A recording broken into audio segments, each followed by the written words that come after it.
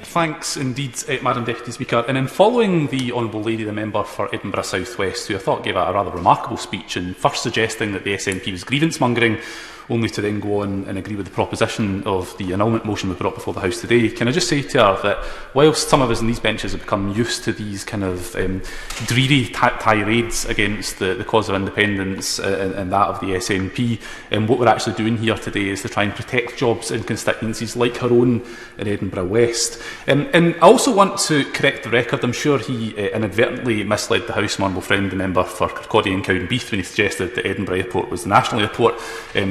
He might be unaware of Glasgow Airport being the best, but that is perhaps a childish point on my part. But I must say I'm very grateful to my honourable friend, the member for Paisley and Renfrewshire North, for bringing today's annulment motion to the House.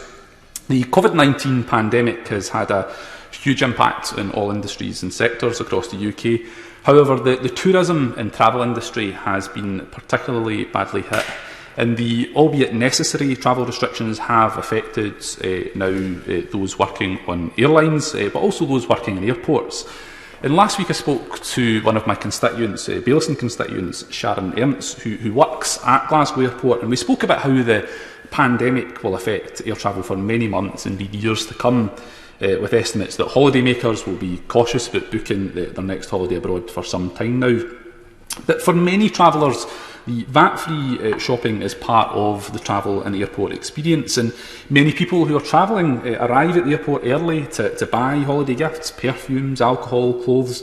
And it was quite clear from speaking to Sharon, Madam Deputy Speaker, that many of the customers wait all year round to shop in the airport and take advantage of the tax relief on aspects of this retail. Additionally, many people travelling for business regularly buy products exclusively in the airport, choosing the VAT prices over many other shops. And these are often high-value customers, sometimes spending several £1,000s at once. Now, one of the things I was quite struck by from the honourable gentleman representing South Cambridgeshire was that somehow this was about tax breaks. But for a government that likes to talk about jobs, it rather seems to me that the minister who will follow me next at the dispatch box will overlook the jobs of many constituents like Sharon, who I represent. Now, the proposals mean that the products sold in the airport would be at the same price as indeed the high street. And many people have expressed worry over the fact that if there was no VAT-free shopping, many of their usual customers would not buy from the airport shops and stalls anymore. And if the airport does not have competitive prices, there is indeed no incentive for holidaymakers to save up to spend that money at the airport, and the same prices can be found elsewhere.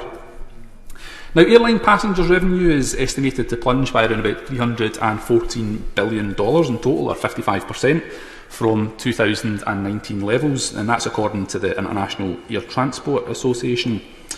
Job losses in the travel industry could reach more than 100 million this year, and that's again according to analysis by World Travel and Tourism Council. And my honourable friend, the member for Paisley and Renfrewshire North, has repeatedly questioned the UK Government over their decision to scrap VAT retail export scheme and the airside extra statutory concession scheme. He's highlighted that for Glasgow, the airside concession is worth £8.6 million in revenue, which will now be scrapped. It also means that 170 retail jobs will be put at risk at a time when between 1,500 and 2,000 of the 5,000 jobs based at Glasgow Airport have either gone or are under threat. Now, across the UK, the scrapping of both schemes is estimated to cause £1.5 billion of losses.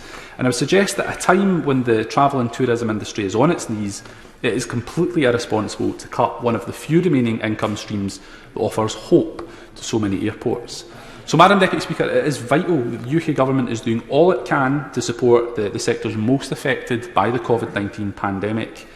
And with the necessary restrictions, the travel and tourism industry has suffered, with many people now facing an uncertain future and financial security. The UK Government must act. The UK Government ending VAT-free shopping adds further concern for many people like my constituent Sharon, who are working at the airports and already facing an uncertain future ahead.